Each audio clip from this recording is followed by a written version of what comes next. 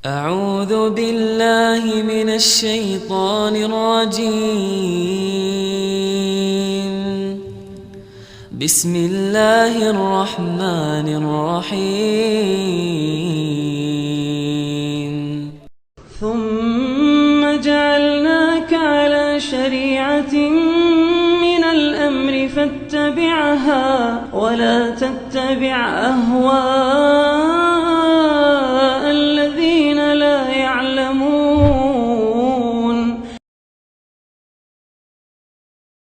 Bagaimana dengan jual saham? Apakah judi? Ini butuh rincian.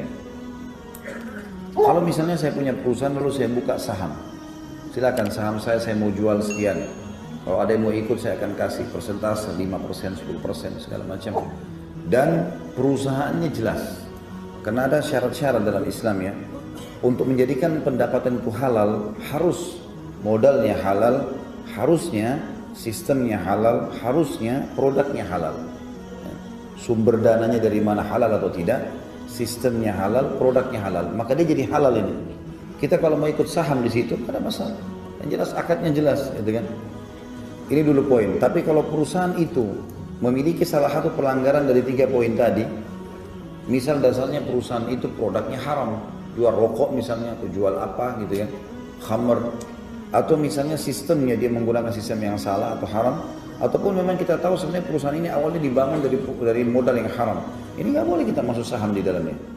Itu poin dulu, masalah mana yang boleh, mana tidak boleh. Rincian yang lain teman-teman sekalian, saham juga ini tidak bisa hanya sekedar sesuatu yang tidak kelihatan.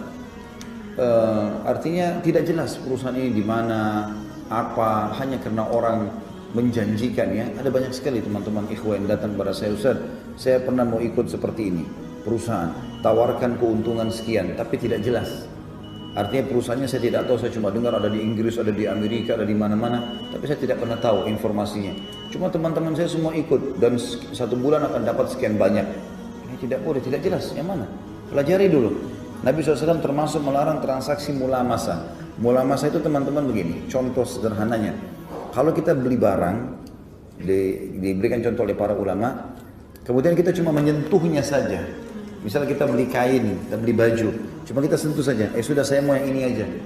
Tanpa mengeceknya, itu namanya mulamasa. Dilarang oleh Nabi SAW, tidak boleh. Karena nanti kalau kita ambil tanpa dicek, kemudian kita pergi dan rusak, ada rusaknya, maka belum tentu bisa dikembalikan. Maka ini saja ini sudah cukup untuk dilarang. Transaksi mulamasa. Sebagian ulama fikih mengatakan kalau misalnya ada orang jual baju, 2 toko baju, saya jual baju, dia jual baju. Kemudian pada saat ada orang yang mau beli baju dengan saya, produknya habis. Saya bilang sama teman toko di sebelah, tolong pinjamin dulu jenis baju yang sama, misalnya baju kaos. Lalu dia kasih, dia cuma lempar bajunya, saya ambil lalu saya masukin di kresek, lalu saya kasih kepada konsumen ini. Ini jenis transaksi mulamasa. Kalau si pembeli tidak memeriksanya. Ini juga saya kan sekarang transaksi beli sama dia, harus saya cek. Bagaimana kalau ada yang rusak? Konsumen ini komplain, masa saya mau komplain lagi ke dia? Ini contoh, ini saja nggak boleh, antum bisa tarik. Kalau kadang-kadang datang larangan kepada hal yang lebih sederhana teman-teman, berarti hal yang lebih besar itu lebih pantas haram, lebih pantas untuk tidak boleh tentunya. Allahu a'lam.